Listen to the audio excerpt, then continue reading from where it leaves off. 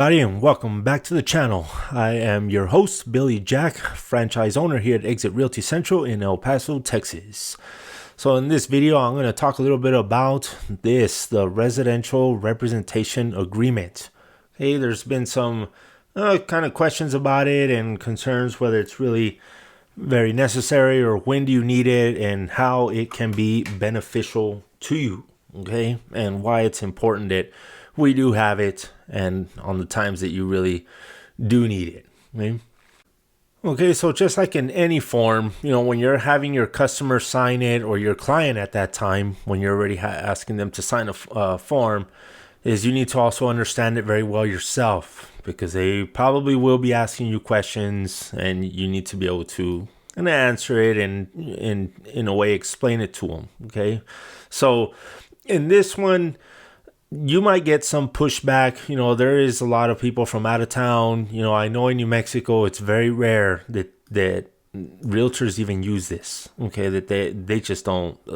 It's not really customary to use it over there. Okay, so, but this form here, it will greatly help you if you have, for example, for sale by owners. Okay, if your customer wants to see a house that's on a for sale by owner, then this form is very important to have it. Okay, because it will specify the commissions, and ensures that you get paid. And if they don't want to pay you, usually the seller doesn't want to pay, because that's why they're doing for sale by owner, right? Okay, so the burden is going to fall on the buyer. Okay, and without a written agreement, state law, civil, we cannot protect you. Okay, and no attorney will be able to either. All right. Okay, so another question is, does the state law require that you have this form attached to your contracts and all that? Well, no, it doesn't. Okay, the relationship between broker associate, which would be an agent, that relationship is automatically established once you start representing them in accordance with the Texas Real Estate Act. Okay, now in this office, when you do have a written agreement, as Maria has stressed a lot, whenever you have a contract or anything, we do want this on file. Okay, and it's for your protection. Really, it really is. All right, so it is important. And then without this form, even though the law doesn't require, if you do have a closing and it does go to closing, there's a disputing commission or whatever it is, we can't sue for it. Okay, you can't.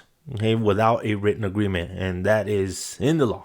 Okay, so it is important to have it, especially if you have a working contract already. Okay, so now for one of the most common questions is, when do I have my client or my customer, which will later become a client, sign this? Okay, so a customer, how I see it as a definition with the customer is, you talk to them on the phone a little bit in the beginning. You're not really representing them yet. Okay, they're not really your client yet. So it's really up to you when you want to have them do this. Of course, if you enter into a contract to purchase a home, then this is automatically attached. Okay, so sometimes you can go and meet them, show them one or two houses, just like the pre-qualifications. Okay, if they're not pre-qualified, but yet you want to meet them, show them who you are, establish a good relationship with them. You can do that and not pressure them right away to sign a form like this. This can be a little intimidating. You see, all that stuff on there. So it's really up to you how or when you want to present this document to them. If you're going to start actively looking for a lot of houses for them and you see it might be a little bit of work, okay, well, it's probably better to get it, signed early on. Okay, so here's this is the most important thing of this entire document, okay, is the broker's fees. All right, so, in here you'll put, your 3% or so, and the idea of this is, the purpose of this is, if you go to MLS, okay, the screen's a little cut off there, but if you go to MLS, you will see what the buyer broker's fees are right here, as you all know that. Okay, this one example, this is one of the houses I was trying to sell, but there was an issue at title and they just can't sell it. But here it's 1.5, okay, half of the customary 3%. Okay, so you explain to your buyer that the remaining, they will pay it. Okay, see, it says right here. Okay, this is what they legally agreed to do. Okay, this here in the bold, it's not going to highlight it, but okay. So, and a quick note on this. Okay, so if you don't have this, or you just don't want to enforce it, in reality, I mean, it's of course you have to enforce it, or we do for you. Okay, when you see this on MLS, my buyer really wanted this house. I mean, he really wanted it, and I feel bad for him. But when you see this, when you schedule a showing, you already effectively consented to receive this fee right here, half. Okay, 1.5%. That's what you consented to receive when you went and showed it. So some agents say, well, I can negotiate on the contract. Okay, well, that's not cool. That's not right. Okay, and I don't want to see our agents do that. Okay, because that really makes everybody angry on the other side. Okay, so because they already stated that here. Now your avenue to get paid what you're worth, okay, is here. And so you can explain to your buyer that if they want to see a house that's just paying you this, you can explain it to them here. Okay, so do make sure that you do explain this and you are clear with that. Okay, another tip, in this area here, in the market area, okay, to make it a little bit easier, if they want to look in different areas of the city or something, I typically would always recommend just put El Paso County, okay, or the county of El Paso, okay, and then that gives you full range instead of typing El Paso, Socorro, Anthony, Horizon, all that stuff. Just what about if it's right outside the city limits? Okay, so you don't want to have an avenue of a defense for the other side in case this goes into litigation. So El Paso County will cover the whole county. All right. Okay. Okay, so one final question I'll talk about, I'll keep this nice and short, is I've had some comments that say, well, if I'm an agent, okay, and I got a call from a buyer and they wanted to see a house, it's listed on MLS, but we don't have a representation agreement or anything like that.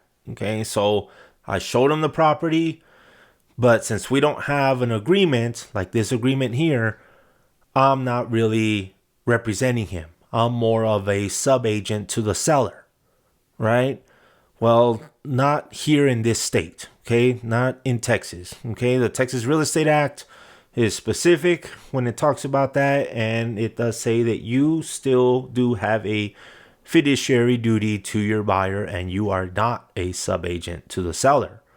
Okay, so these obligations that's stated here, that's kind of similar to what is in state law.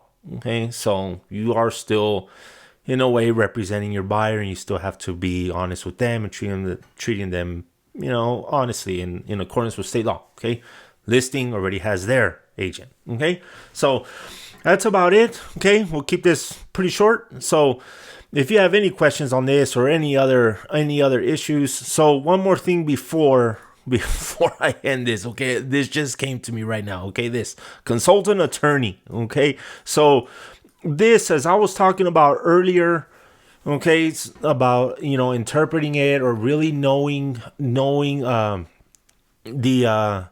whole form and everything is how you discuss it with them, okay, and how you interpret it for them and everything. So there's nothing wrong with you putting it in a little bit different language. If they ask you, okay, well, what does this mean, or what does it mean by for example on the fees here, okay, well, you can tell them a little bit different. Okay, well, if the seller doesn't pay me, that means you gotta pay me, stuff like that. The whole idea of this legally is, if they tell you, well, if I break this contract, or not necessarily in this form, but a lot of it comes up with the earnest money, okay, or option money, or your whatever it is, the fees, things that you agree to in the contract. Okay, the biggest mistake that a lot of agents make, they get them sued all over the country, or get them in trouble with the state is the agent will tell them, well, if the seller doesn't do this, or if you're the listing, if the other party doesn't do this, then you're going to get the refund. You're going to get your earnest money back, even though it does say that in the contract. If it says, this party defaults, this other party, your earnest money will be returned here. I mean, you've read that. Okay. So that's something you have to be real careful on saying. Okay. Because even the attorney will tell you, yes, you are legally, binded, or you're legally entitled to this or all that. It's really up to mitigation or litigation or, mediation or arbitration, or ultimately a civil court hearing. Okay. So do be careful on that. Don't make them any kind of promises, or don't tell them this will happen if this happens. Always remember the ifs and thens. Okay. So you don't say that. That's really up to the legal civil justice system.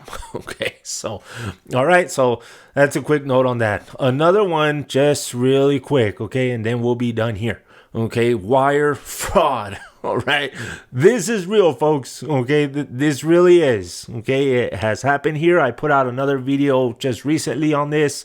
One of our agents' customers was frauded out of a lot of money. A lot. Okay. So deal obviously didn't happen.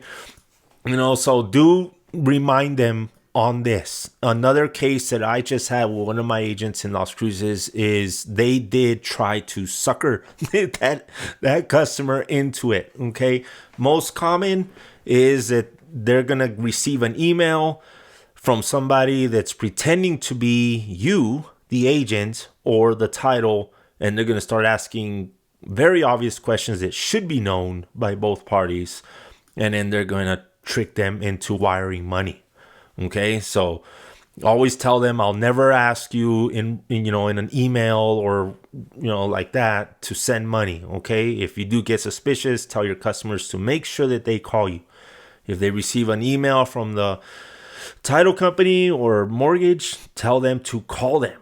Okay. And to let you know first too. Okay. You know who the title is, who mortgage is, their phone numbers and their emails. Okay. So do check that. Okay. This is real and it is happening. Okay. Alrighty, folks. Well, that is it. Thank you very much for listening. Okay. You all stay safe. Of course, any questions that you may have, you can always come to me. You can come to Maria. And that is it. Y'all have a good one. See you next time.